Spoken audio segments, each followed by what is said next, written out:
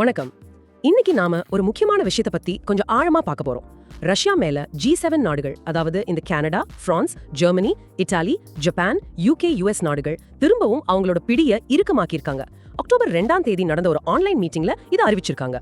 ஆமா, இது ஒரு குறிப்பிடத்தக்க ஒருங்கிணைந்த நடவடிக்கைன்னு அவங்க அறிக்கையில சொல்றாங்க. அதாவது தடைகளை இன்னும் கடுமையாக்க போறாங்க. சரி, இது எதுக்காக? நோக்கம் ரொம்ப தெளிவா இருக்கு.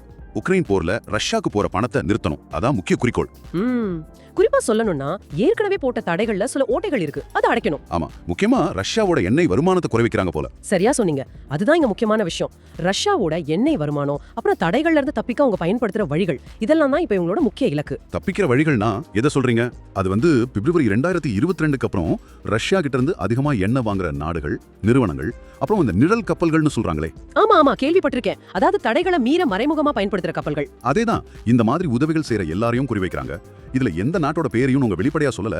இந்தியா, சீனா மாதிரி நாடுகள் பேர் இல்ல. ஆனா ஒரு எச்சரிக்கை மாதிரி இதை பார்க்கலாம் இல்லையா? கண்டிப்பா ஒரு மறைமுக எச்சரிக்கைன்னு எடுத்துக்கலாம். இது மட்டும் இல்லாம இன்னும் சில நடவடிக்கைகளும் இருக்கு. ஓ, என்ன மாதிரி? கூடுதல் வர்த்தக தடைகள், அப்புறம் இறக்குமதி ஏற்றுமதி தடைகள், குறிப்பா இந்த எரிசக்தி சம்பந்தப்பட்ட பொருட்கள் மேல. ரஷ்யாவோட எரிசக்தி, நிதி, பாதுகாப்பு துறைகள் மேலேயும் புதுசா கட்டுப்பாடுகள் வரப்போகுது. சரி. அப்போ அந்த முடக்கப்பட்ட ரஷ்யா சொத்துக்கள் விஷயம் என்னாச்சு? அது ஒரு பெரிய தொகையாச்சே. ஆமா, அது ஒரு $300 பில்லியன் மேல வரும். அந்த முடக்கப்பட்ட ரஷ்ய மத்திய வங்கி சொத்துக்கள்ல இருந்து வர்ற லாபத்தை அதை உக்ரைனோட பாதுகாப்புக்கும் புனரமைப்புக்கும் பயன்படுத்தலாமான்னு பேசிட்டு இருக்காங்க. அந்த பேச்சுவார்த்தை இன்னும் தொடருது. சரி, இந்த புதிய நடவடிக்கைகள் எல்லாம் எப்ப நடைமுறைக்கு வரும்னு எதிர்பார்க்கலாம்?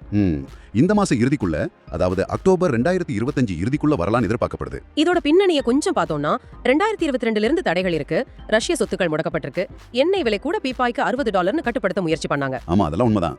ரஷ்ய பொருளாதாரம் சிரமத்துல தான் இருக்கு. பணவீக்கம் 10% மேல, வட்டி விகிதம் 21% ரொம்ப அதிகமா இருக்கு.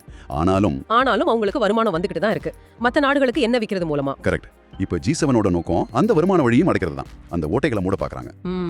அப்ப இது ஒரு தீவிரமான முயற்சி. நிச்சயமா. ஒட்டுமொத்தமா பார்க்கும்போது G7 நாடுகள் ரஷ்யாவோட போர் நிதி ஆதாரத்தை துண்டிக்கணுங்கிறதுல ரொம்ப உறுதியா இருக்காங்க. குறிப்பா எண்ணெய் வருமானம் மேல கவனம் செலுத்துறாங்க.